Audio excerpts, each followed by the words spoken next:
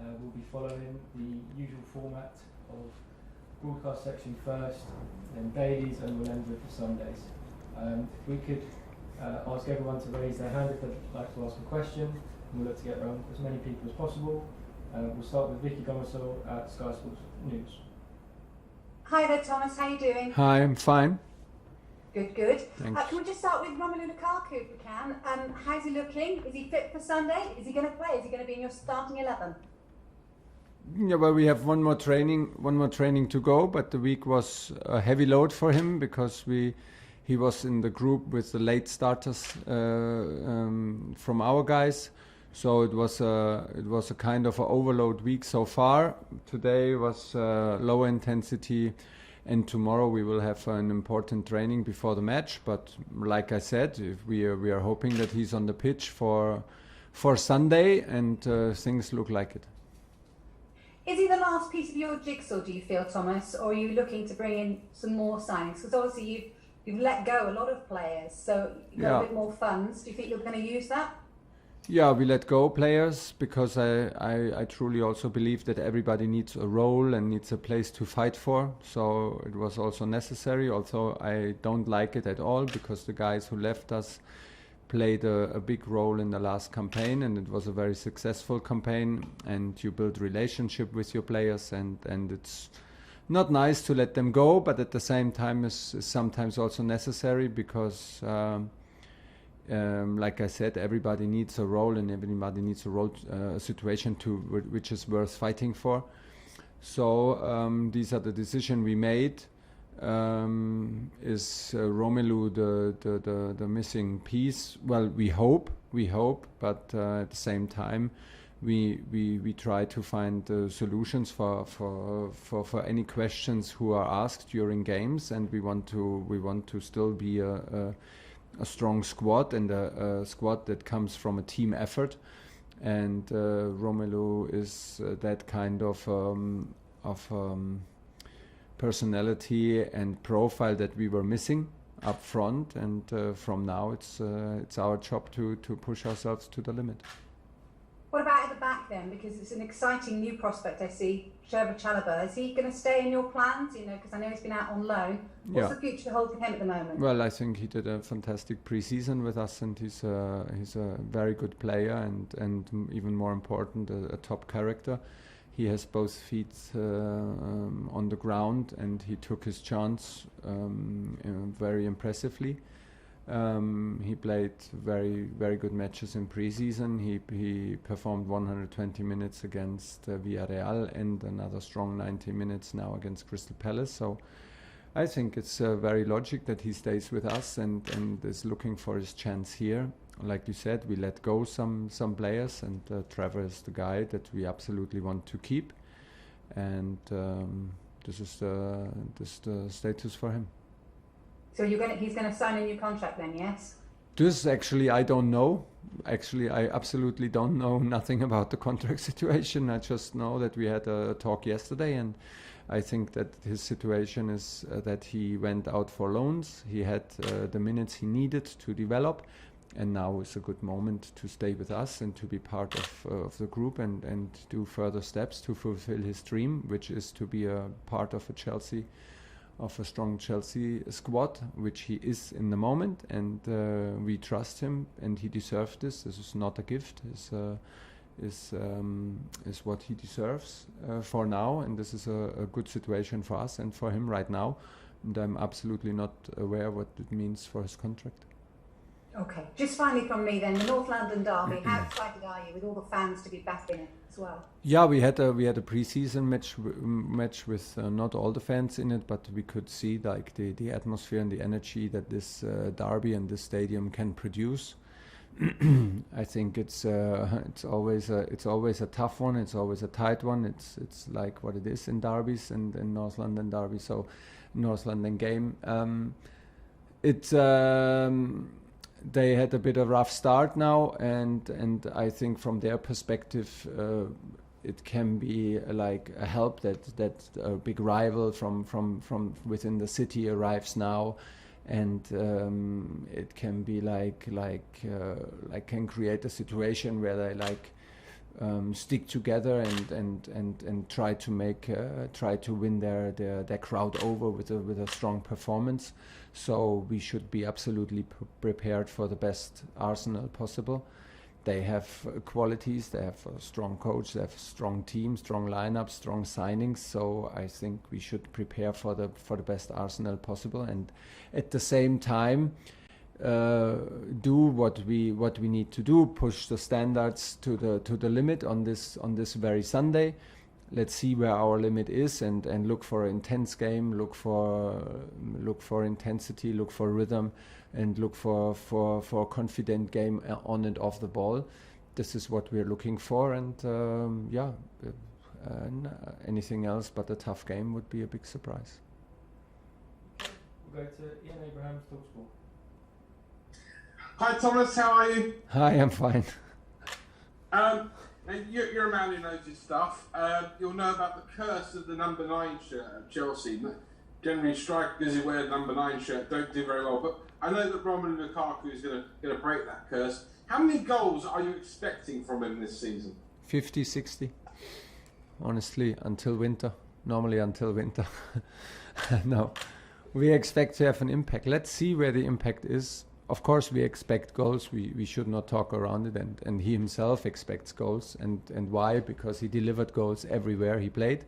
So yeah, this is why he's here. And then we will see how far the impact goes. He is a big personality in the dressing room. But like I said before, I'm absolutely convinced that he will have a very positive impact on Timo Werner, on Kai Havertz, on Christian Pulisic, the guys who play with him, around him, and will maybe open spaces and attract the focus from the defenders. So let's see how we will measure it in the end. But that we demand, and he demands goals from him. Yeah, that is obvious. But I'm just now 1 week with him, and I get to know him better and better, and then we will set a clear target later in the season. Can you liken him to another striker that you've worked with? Who would you compare him to? Somebody you've already worked with? Oh, it's a tough one. I think he's pretty unique from his physicality and from his ability to play with the back towards the goal. But for me, he's the strongest when he is in a half open position, even for transition game, to use his immense speed. So I think with this kind of physical power and at the same time, like being so fast and being so hungry and like a true goal scorer, in his characteristic, I think is also for me a unique and new experience. He's a very nice guy, that I can tell you. It's just very nice to see for us, and everybody told me about, and everybody was right. We are a good group, and it's very important to us to be a good group and to be a respectful group and a very democratic group where everybody is involved and feels and shares the responsibility.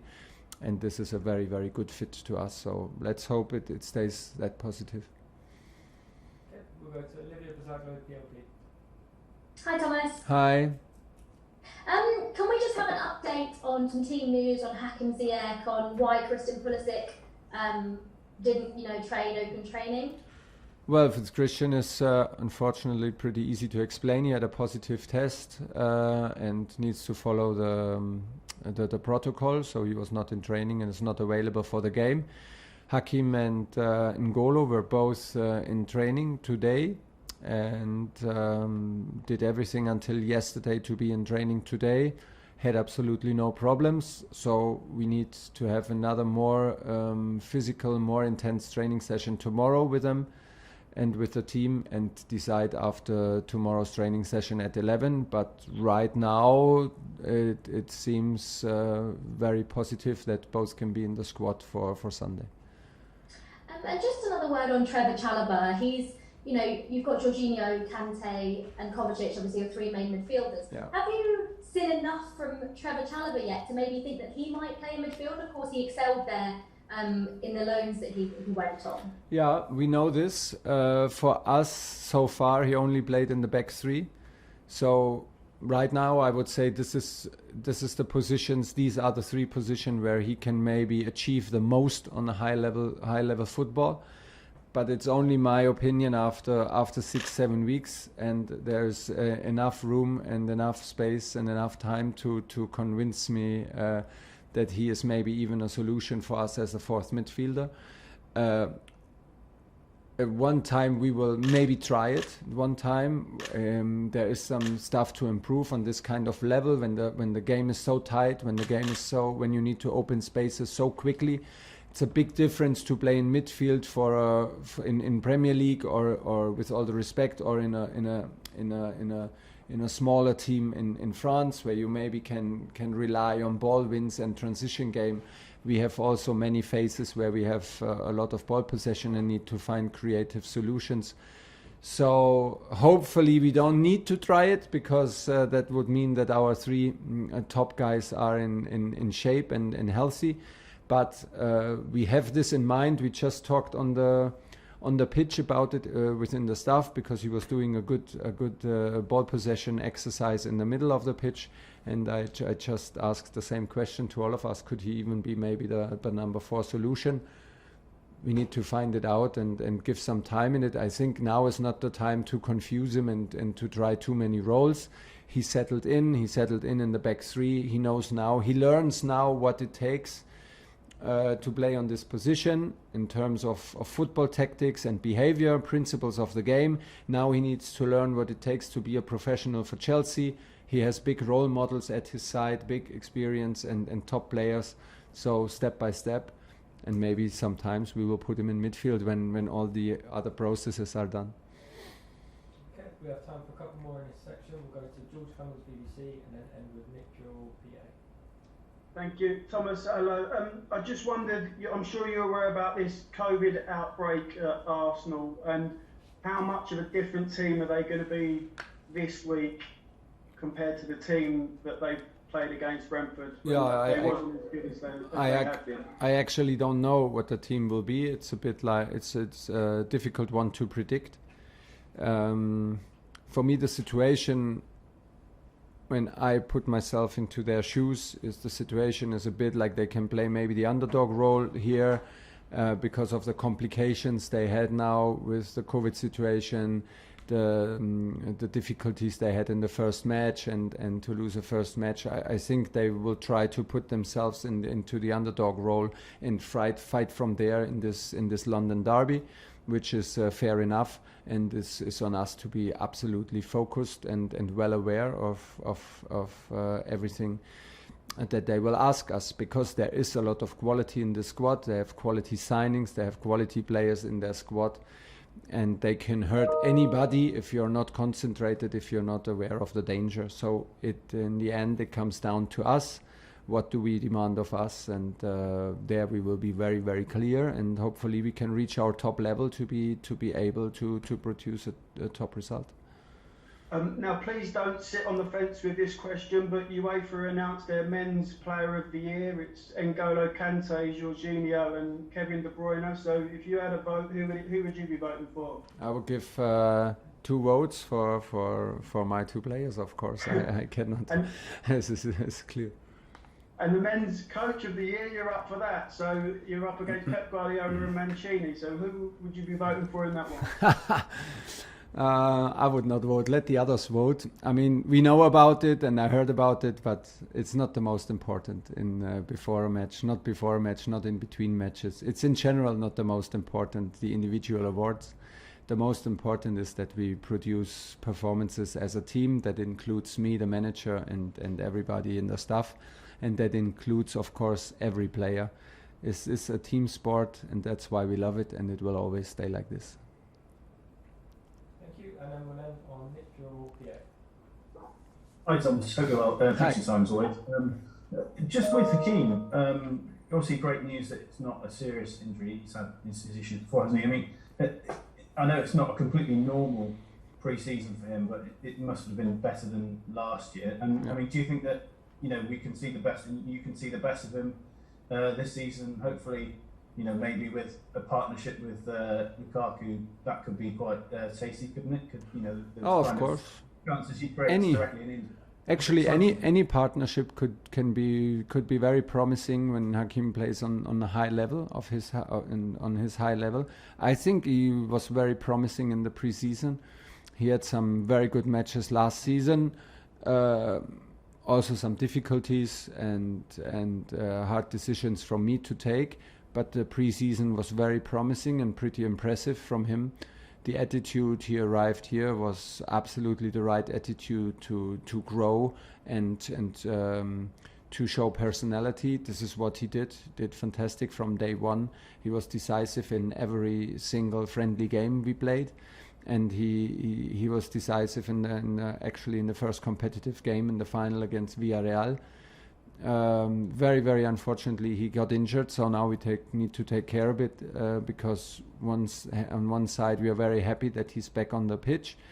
The other side is that a shoulder injury can be a bit tricky, so tomorrow is a decisive game for him, and then we will see how far it can go and how much sense it makes. And hopefully he did not. What the good thing is, with a shoulder injury, you can still run, you can still keep your fitness, so you don't lose too much of that. And he has many training sessions in his legs. And from there on, once he gives the green light and feels totally free, hopefully he can find his performance from this season very, very quickly, because he was very important for us. Okay, thank you. We'll end the broadcast section there. We'll now move on to the